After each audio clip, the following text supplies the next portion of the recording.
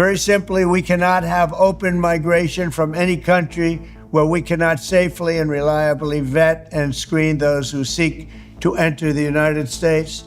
How do you see the World Cup playing out with the tensions you have with Canada and Mexico? Oh, I think it's going to make it more exciting. Tension's a good thing. Even for the World Cup? Yeah, I think so. I think it makes it much more exciting.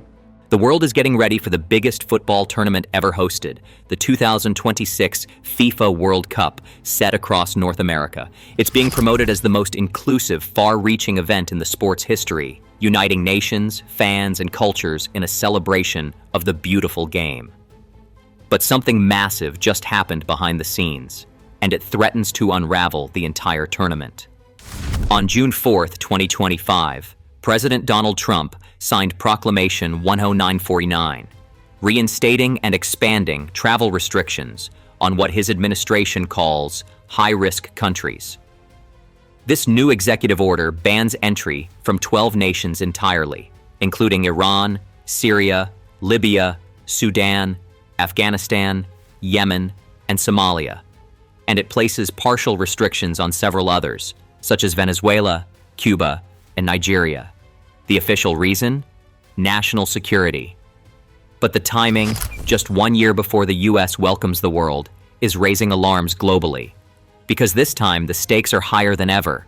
The US is about to host a global event, and it just banned fans, support staff, and journalists from entire regions of the world. To be clear, there are exemptions for players, coaches, and national team officials. But everyone else, spectators, media crews, logistics teams, fan organizations, is now caught in a bureaucratic chokehold that is rapidly turning into a global controversy, and the backlash is already underway. If you appreciate coverage like this, the kind that cuts through headlines and tells you what's really going on, hit that like button and subscribe. YouTube's algorithm doesn't always support independent reporting, but your support helps keep this content alive. Here's what's happening behind the scenes. Even before the ban took effect on June 9th, US consulates in many countries were already overwhelmed. In places like Iran, Egypt, Nigeria, and Kenya, visitor visa wait times were already between 300 and 350 days, basically an entire year. And now, under the new restrictions, some fans from those countries have no legal pathway to enter the US at all. While FIFA officials and players enjoy fast-tracked clearance, ordinary fans and media do not. That means most of the people who would help make this tournament feel global, cheering crowds, local fan clubs, grassroots media teams, are effectively being shut out. As a result, fan associations in Africa, the Middle East, and Southeast Asia are already scaling back or canceling travel plans. Many are shifting their focus to Mexico, which is co-hosting the tournament and has not enacted similar restrictions. This isn't an isolated issue, it's a system-wide fracture. In cities like Houston, Atlanta, and Los Angeles, organizers are facing serious logistical problems. Local governments have openly acknowledged the crisis. In Houston, World Cup planners issued a public statement warning that rising immigration enforcement, visa restrictions, and a lack of federal coordination are hurting hospitality plans and causing vendors and fans to back out. Hotels in host cities are now lowering projections. Bookings are flatlining. Travel agencies that locked in bulk reservations are now canceling contracts. And according to one tourism executive in Texas, we're supposed to be hosting the world, but we're not letting the world in. One of the most striking examples? Iran. Iran has already qualified for the 2026 World Cup. Its players and staff will be allowed into the US, but its fans will not. Under the current rules, Iranian citizens are completely banned from entering the United States, even if they have tickets. No exemptions for spectators. No workarounds. According to leaked documents from a regional planning committee, several of Iran's matches are now being considered for relocation to Mexico in an attempt to avoid public backlash or international embarrassment. But Iran is just one example. Fans from Sudan, Somalia, Yemen, Libya, and Syria face a total ban. And fans from countries like Morocco, Nigeria, Ghana, and Egypt are facing visa wait times that make travel impossible, even if they're technically allowed in. So what's the result? A tournament that's supposed to bring the world together is actively keeping major parts of it out, and the economic consequences are already stacking up. In the 2022 Qatar World Cup, fans from the Middle East and Africa contributed hundreds of millions of dollars in tourism revenue. They booked hotels, flew internationally, bought gear, packed stadiums. In 2026, that revenue is vanishing, not because interest is low, but because access is blocked. Even fans from non-banned countries are facing obstacles. Many report non-responsive consulates, delayed appointments, and travel timelines too tight to work with. Some are giving up entirely. And then there's FIFA, the organization that governs the World Cup. So far, they've said nothing. No statement, no clarification, no pushback. But behind closed doors, the pressure is mounting. Regional federations are quietly asking, how can this be called the most inclusive World Cup in history when entire populations are excluded?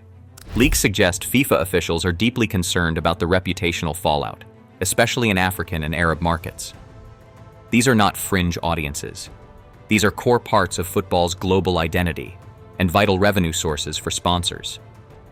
Several international fan associations are also preparing legal challenges, arguing that if a country hosts a global tournament, it must provide reasonable access for all ticket holders. At the same time, Mexico and Canada, the US's co-hosts, are making their positions clear.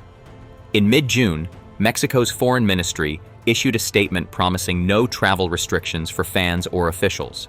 Canada followed shortly after, emphasizing open access, no nationality bans, and no extra screenings. Neither country directly criticized US policy, but the contrast was deliberate.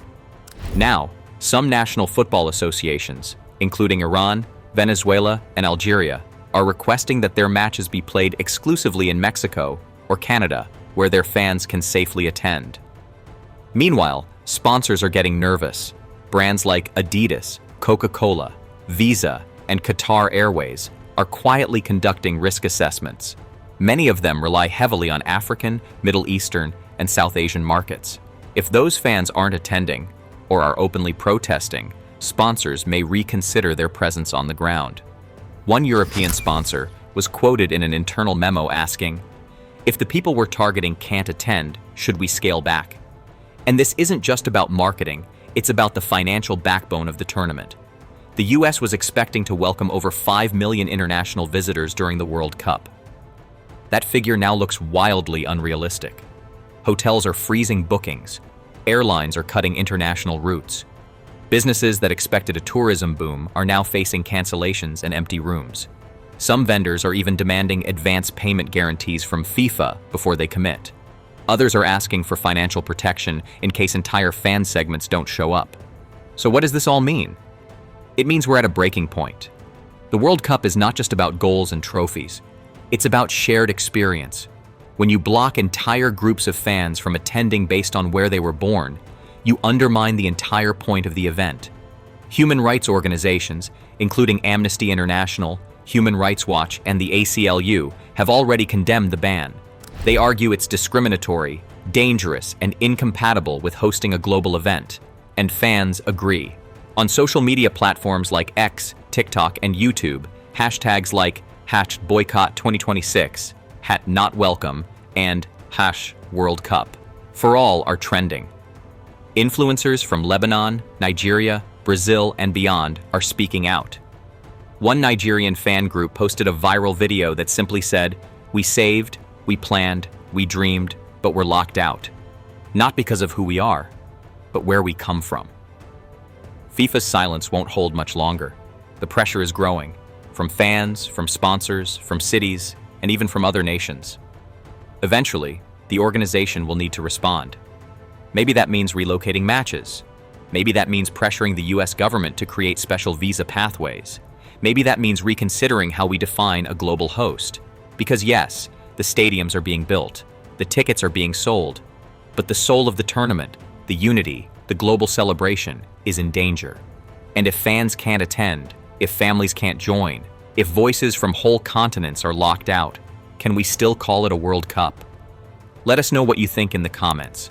Is this justifiable security, or a betrayal of everything this tournament is supposed to represent?